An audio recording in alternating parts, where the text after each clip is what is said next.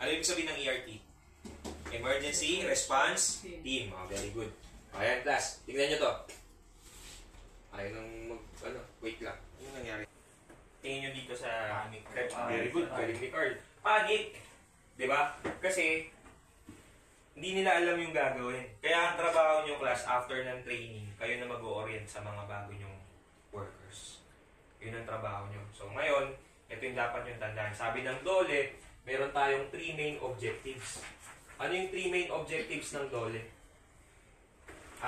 Objectives of DOLE. No?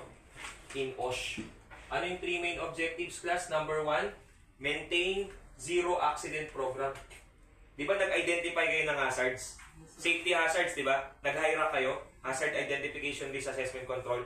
So, yung zero accident program mo, particular yan sa safety hazards identification. Tapos sabi ng DOLE, dapat konti lang yung magkasakit, minimize illness. So, ibig sabihin, class, yung illness mo dito pertaining sa anong hazard identification? Ano yung dalawa? Very good.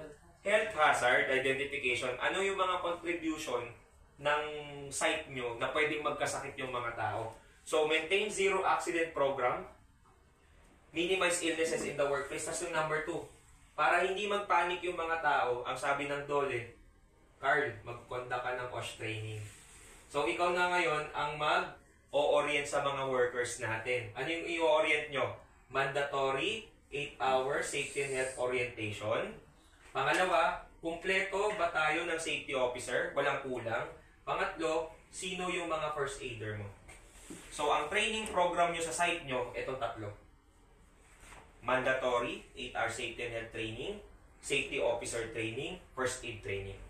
Kayo ngayon ang gagawa ng training plan. Maliwanag, class? Number 3, sabi ng DOLE, no? Kailangan nyo mag-comply. Comply with the standards, OSH standards. Comply with